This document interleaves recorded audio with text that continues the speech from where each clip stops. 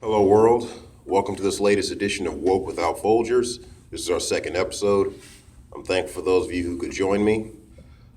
Today, we're going to talk about Obama's legacy, the good, the bad, and the aftermath, and how it relates to the current political climate. Now, when it comes to Barack Obama, I think the bad speaks for itself. The continuation of Bush policies, the calling of the rich, the failed opportunities on health care, ending wars, not keeping certain promises, the failures on police reform, things of that nature. I really thought the Troy Davis, I don't know if he would have been able to step in and issue clemency there, maybe reduce his death sentence to life in prison, but he didn't do that, especially when you had so much evidence that cast serious doubt on the guilt of Troy Davis, the man who was convicted of shooting a police officer in Georgia. He was executed tragically. Obama did not step in. So there are unfortunately many shortcomings in the Obama administration. Basically, the fact that he ran as this, saint.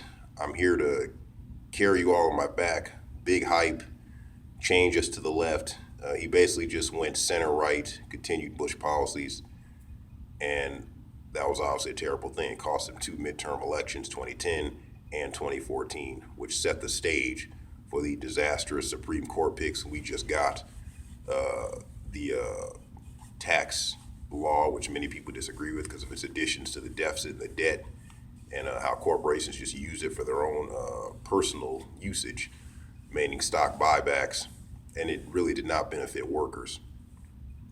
And again, Obama's poor policies led to voter apathy, which led to Republican takeovers in the Senate, in which set in motion some very, very bad times, especially in terms of judicial picks and the judicial structure and landscape we're going to have long term for years to come. As you know, any judge put in there by Clinton, or even especially Clinton, is probably getting older. Any judge put in there by Carter, if they're even still around, is certainly getting older, and it's just bad.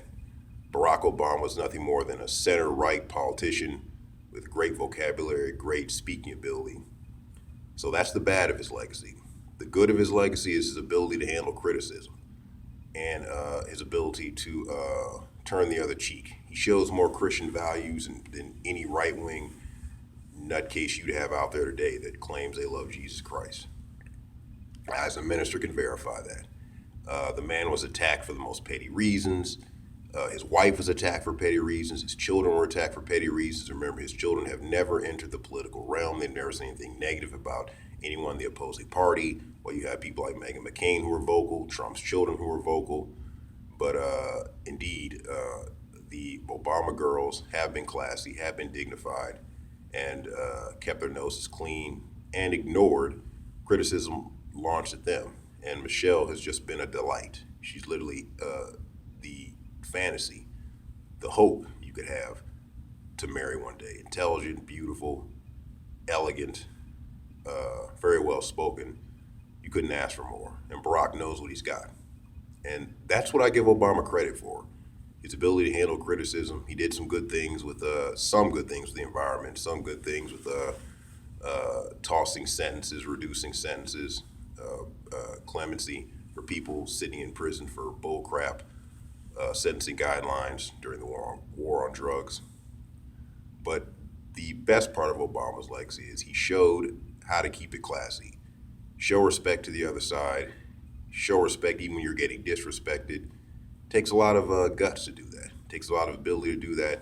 It takes a noble man to handle criticism and handle pettiness towards you like Barack Obama did. The true essence of turning the other cheek, blessing those who curse you, and so forth and so on. Because where I fault the right with their differences with Obama is their pure and utter criticism. Listen, I guarantee you, and I don't care what anybody thinks in terms of race baiting, if Barack Obama's wife were white, he'd have gotten way more respect from the other aisle.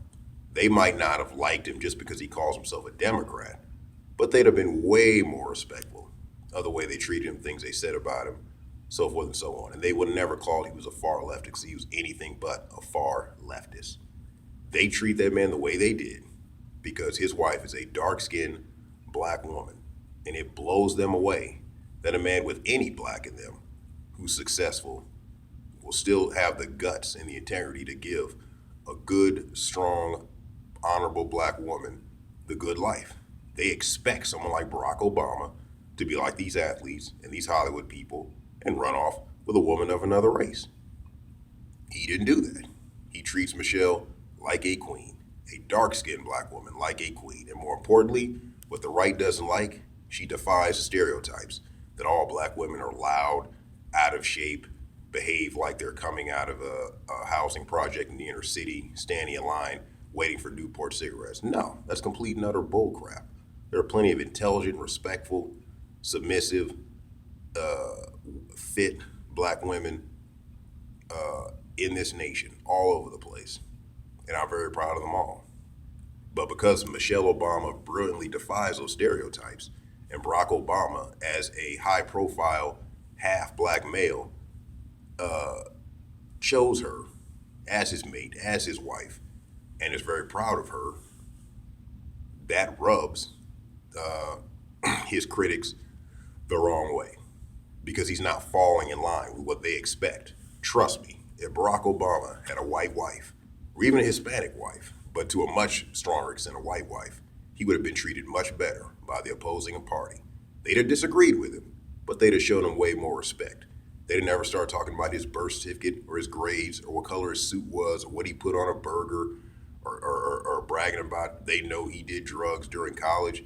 Hell, I guarantee you half these politicians, probably 80% of them, just 90% of the celebrities did drugs at some point. Most of your bankers, doctors, lawyers did drugs during Woodstock. And you're not going to say a word. But the petty treatment of Barack Obama was because he has a dark-skinned black wife, and he's proud of that. And he defied the stereotype of most well-privileged black men. And I'm proud of him for doing that. And that rounds out the good part of his legacy, his willingness to do it the right way, and more importantly, handle criticism well from all sides, including his own side. But we've discussed the bad of his legacy, the good of his legacy, but the aftermath of his legacy is a lesson learned for the left, and that it's time to move to the far left and leave the center left. The center left got you George W. Bush. Then the center left got you Donald Trump. So what that ought to tell you is the center left isn't working. The problem is too many people are committed to the impulsive reaction or the short-term reaction to a Bernie Sanders or an Ayanna Pressley or an Ocasio-Cortez. Leave the short term and focus on the long term. Listen, it might not taste that great when it goes down, like medicine, but it's much better for your body in the long run. Trust me on this. The center left has got you nowhere. With all due respect to Bill Clinton, with all due respect to Barack Obama, it's time to move. Sometimes it takes guts to attain your goals. And that's what you need. Because I know a party that showed guts, and they picked a reality television show who spouted off some good populism to a group of disenfranchised people. They chose a man who is the literal essence of the 7 deadly sins, the literal essence of a sleazy limo liberal. They shot him to the front of the line, made him the GOP candidate, let him run on this nationalist, isolationist campaign, and sure enough, he recaptured the imagination of many lost, disenfranchised voters.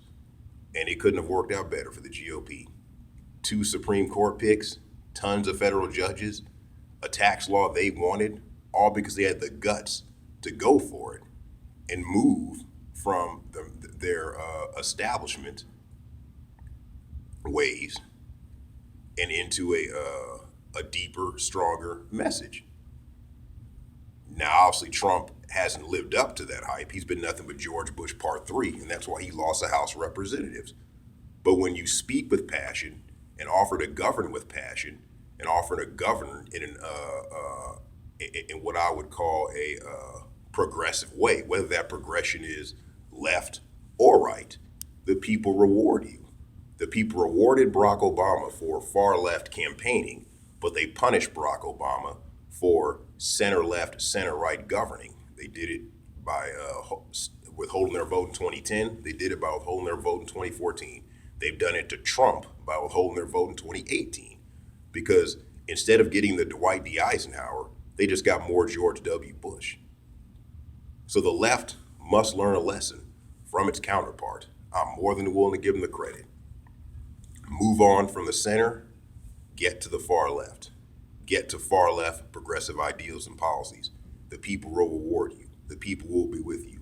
Ignore the talking points and the bias from the mainstream, whether it's CNN, MSNBC, or whoever, or any of those pundits from these papers.